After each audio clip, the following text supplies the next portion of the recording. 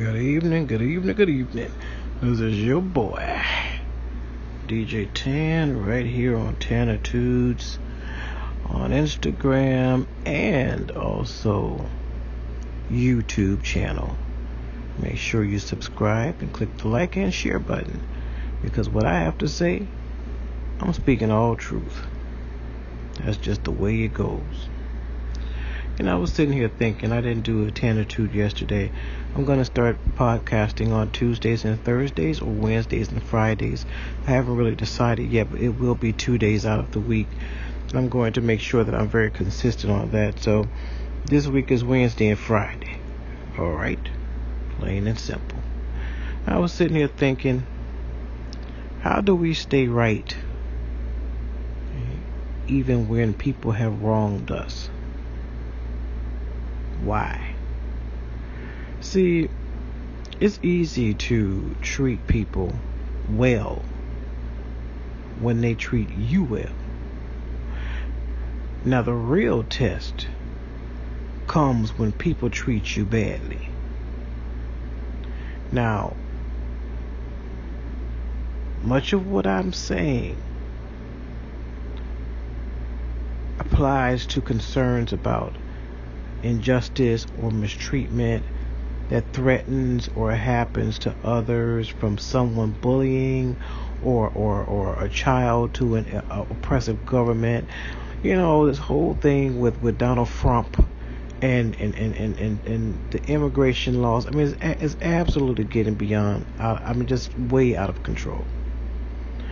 But I'm going to try to focus and try to put this in some simple levels so that we can continue on with our conversation.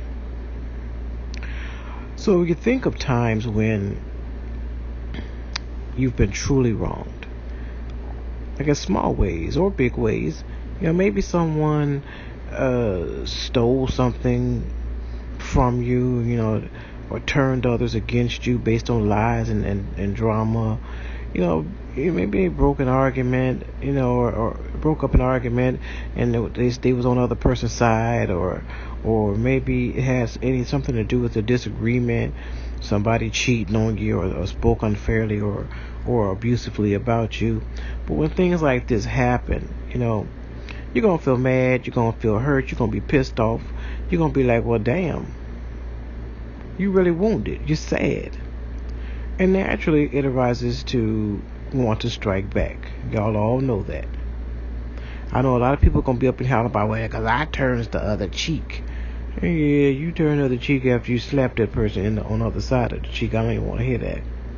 That's why this is a learning lesson. We're learning in this group. You see. So you want to strike back. You want to punish that person. You want to get them back good. And you want to get others to agree with you too. You want others to be like, yeah, let's get it. Or yeah, let's get her. Yeah, that's, it makes me think about that whole thing with that, what is that show called? With the Basketball Wives Los Angeles, or whatever they call it. With that old foolery with that old foolery with Jen and that little skinny bird looking chick, I can't think of her name right now, with the Bonnet Chronicles. I'm sitting there thinking about her, and I said, this is the most foolishness I have ever seen in my life. It's tit for tat, tit for tat, tit for tat. One does one wrong, the other does the other wrong, and it's like an ongoing circle of buffoonery that they continue to put on TV. But that's a story for another show, because I'm going to talk about that whole, this whole reality TV that has turned our youth into something that I don't even recognize, But, getting back to what I was saying, you do be pissed off and everything, and you usually release, and try to be like, look, I'm a jack somebody up, but then you have to start thinking on another level. You got to stop thinking on the short term of, wanting to fight and get a person back and all that kind of stuff, But bad things usually do follow. We know that, the other person overreacts to. I just saw this fight on TV. I think it was in, where the hell was that at? I forgot where. It's this big old fight in the parking lot of a restaurant or something, and I was saying to myself, this is absolutely ridiculous. You don't have to go to that far to prove your point. That it comes up over. It comes into overreacting. You know, it's a vicious cycle. Other people, your relatives and friends and your coworkers, they got to get involved and they go on and muddy the water more. You don't look very good when you act out of upset, and others remember it. It gets harder to work through a situation in a reasonable way after the dust settles and you feel bad inside. You have to consider saying these things, like blasting another person with anger is like throwing hot coals, with bare hands. Both people get burned. Yeah, you need to clarify your position. You need to stand up for yourself. You need to set boundaries, and you need to speak truth to people. Because truth is power. And I'm still working on that myself. I'm not going to be totally, completely transparent here. It's to do these things without, being totally, completely, pissed off in excess. That we know that they have bad consequences. And you have to think about how, because you got to start by getting centered, which often takes just about a dozen seconds or so. You have to pause for a minute. You have to pause, and you have to really, really, really, really, really, really, just think about what you're going to say, react, or do when you find out people are betraying you or people are talking against you. You have to just sit back for a couple of minutes and think about it. Then you have to have compassion for yourself, because this is a moment of feeling like, well, damn, what did I ever do? Then you're thinking to yourself, I wish it never happened to me, and you feeling all bad for yourself, and then you got to say to yourself, look here, I have self-compassion for myself, so what I didn't do, or did or did not do is not going to really have anything to do with me, because, that's on y'all. You got to get on your own side these days. When I say get on your own side, that means being for yourself, not against others. It can help to remember a time when you felt strong, like doing something that was physically challenging, or sticking up for someone you loved. And also you need to start making a plan. You need to start figuring out what you're going to do, or at least where you'll start. And now then you have to think about all that, because you have to start clarifying the facts. What happened, why it happened. Do you really want to deal with that person again? Do you really want to deal with these people?